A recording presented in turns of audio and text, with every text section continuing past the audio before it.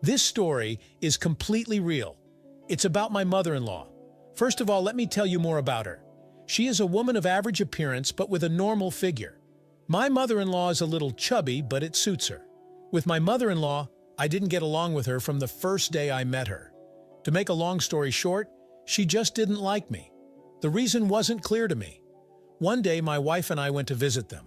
Or rather, my mother-in-law called me to the bathhouse. The bathhouse was spacious and nice. My mother-in-law met us at the threshold, hugging and kissing her favorite daughter. She paid no attention to me as usual. The bathhouse was not heated, and it was up to me to do it, as my father-in-law was lying on the sofa, drunk. I put on my work clothes and went to get firewood.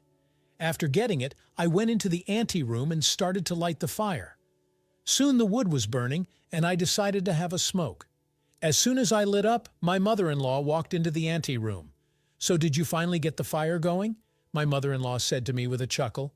"Yes," I replied. "All right then, at least you know how to do it." She told me and walked away. I wanted to send her away, but my love and respect for my wife stopped me.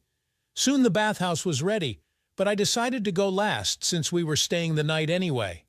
A little time passed when everyone had bathed, and I went to the bathhouse. The time was late, and everyone was already asleep, so it seemed to me. After arriving at the bathhouse, I undressed and went into the steam room. I steamed up and relaxed. I just loved the sauna. After lying there for about half an hour, for some reason I remembered about my mother-in-law, although she is in a kidney, but I sympathized. Suddenly, out of the corner of my eye, I noticed some movement outside the window. At first, to be honest, I was frightened, but then I thought that it seemed to me and continued to get high. Suddenly something flashed in the window again, and I managed to see the reflection of my glasses there. It was my mother-in-law. What a mother-in-law I have, I thought to myself, but I didn't let it show and continued. Suddenly I ran out of the bathhouse into the street and ran to the window. My mother-in-law was pretending as if she had just arrived, and for some reason she was carrying a towel in her hands. "What are you doing here?" I asked. "I wanted to go to the bath again, but I see that you are here." She answered politely, but with a tremor in her voice. "It's good of you to come, mother-in-law. I've wanted to talk to you for a long time about our troubled relationship. Son-in-law, I don't feel comfortable. My husband and daughter are asleep, and you and I are in the bathhouse. Don't worry, we'll have a steam, and then we'll talk about it over a bottle." Mother-in-law wrinkled her nose a little, but agreed, and we went to steam. Everything was going well. Mother-in-law waved the broom like a young woman. After that, we went to the anteroom and sat down. I took out the stash bottle.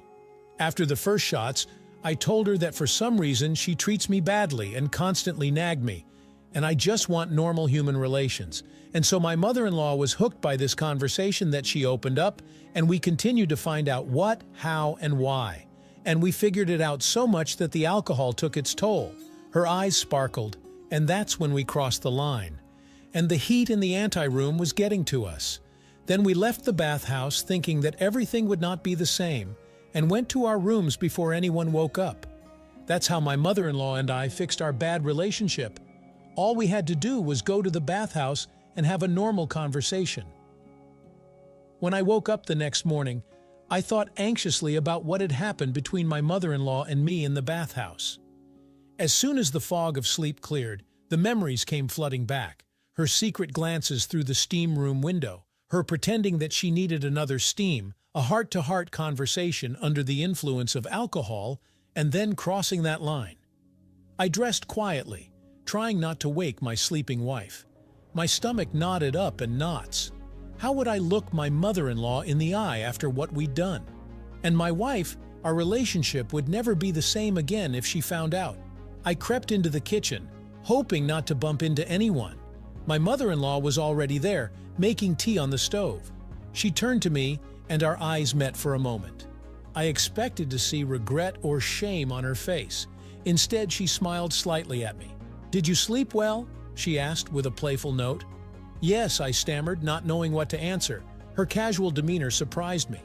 At that moment, my wife entered the kitchen. My mother-in-law went back to the kettle, and I was busy arranging the cups, involuntarily feeling my wife's presence. As we sat down to drink tea, I looked for signs of suspicion on both women's faces, but I didn't find any. Perhaps my mother-in-law wanted our meeting to remain our secret, and if she could act normal, so could I. I tried to relax, putting all worries aside for the moment. There would be time to figure things out later. As for today, I enjoyed this morning with my wife. Tomorrow's problems can wait until tomorrow. Within weeks of our meeting together, my mother and my mother's behavior taught me change dramatically. Gone were the taunts and criticisms.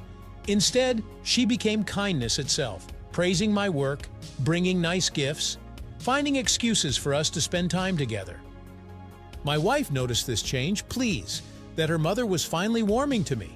If she suspected something wrong, she didn't show it.